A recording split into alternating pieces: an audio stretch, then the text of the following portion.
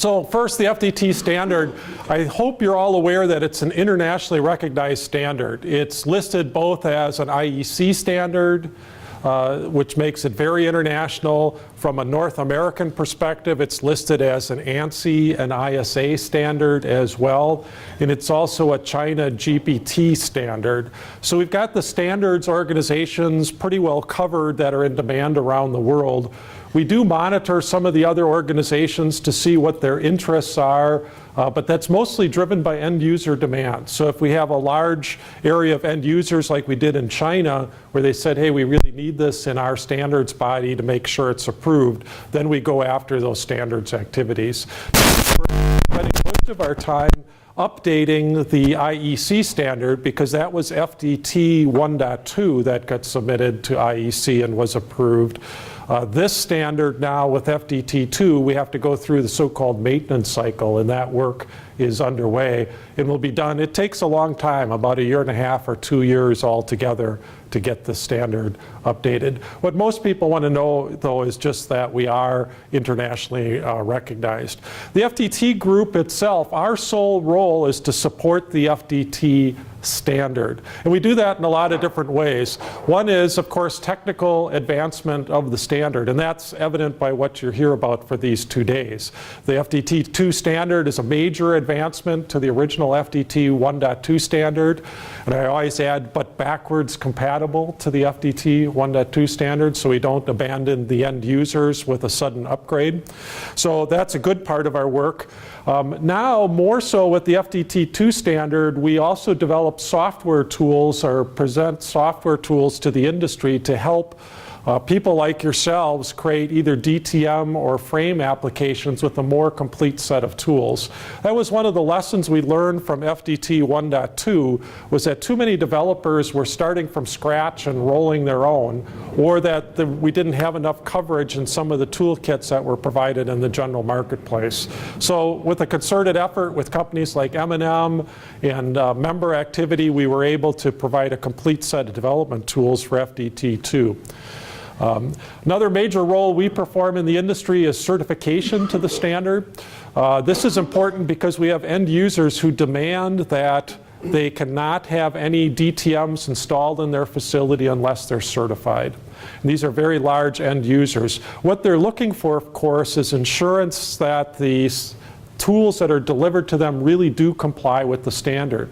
So we run a certification activity. It's independent test labs. We don't participate in their finances or get any compensation from them. We just audit them and certify that they can do the job. They run the tests of manufacturers' products such as your own, and once they have passed all the criteria, then they just send us the test results and we issue the certificate. And I'll share some of the statistics on that in just a second. And of course, we spend a lot of time marketing the standard. Even though it's very well known, there's tens of thousands, if not hundreds of thousands of products deployed with the FDT standard, we're still out there making people aware. And we generally target 2 audiences. One is the vendor community, people that would apply the standard in their products. Others are the end users, so that they have a general awareness of what the standard is. The end user ones, we do that around the world. The most popular format is we hold end user training seminars, a 1-day seminar where it's half PowerPoint, and then probably about half the time is hands-on demonstrations by the vendors that are sponsoring the event. And of course, we're at all the big trade shows and so on, promoting it there. In fact, we'll be at Hanover Fair this year, and most of the Mayorga fairs here in Germany, and SPS with a brand new demo where we're demonstrating FDT in a combined process and factory automation setting, which is a microbrewery. So we've got a brew skid and a bottling skid there in the booth. So make sure to stop by and see that if you're at any of those events. Then if you're not aware, the FDT group itself, we're an international nonprofit organization. We're headquartered in Belgium.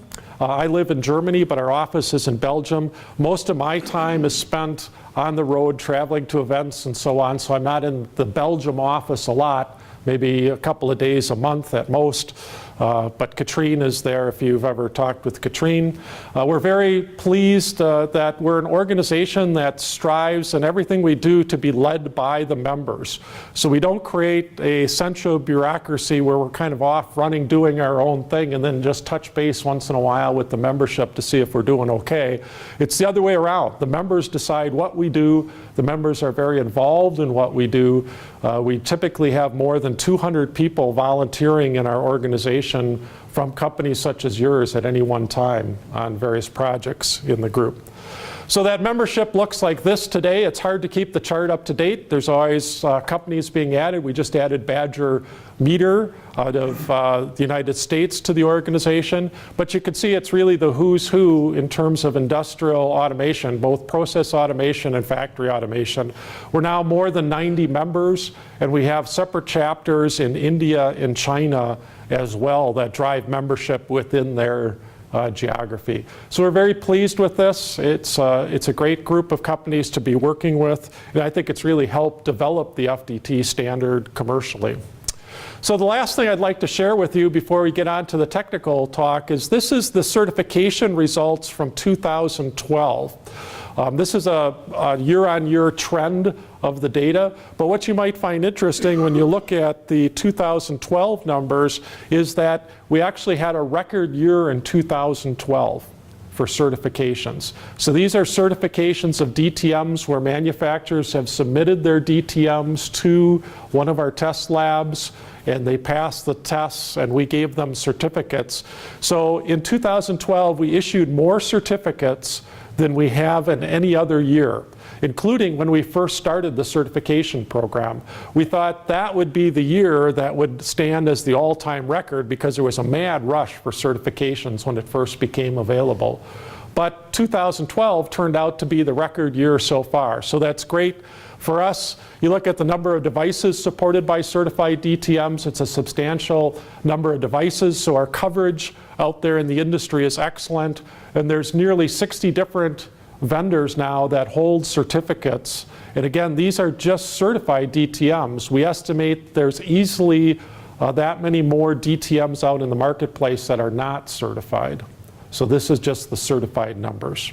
So great progress. Thank you if your company was one involved in getting your product certified in 2012 or earlier. We think that's a great demonstration of the standard. I think this year, 2013, might be a little bit different for us because people are getting ready with their FDT2 DTMs and frame applications, as it is evidenced by your attendance here.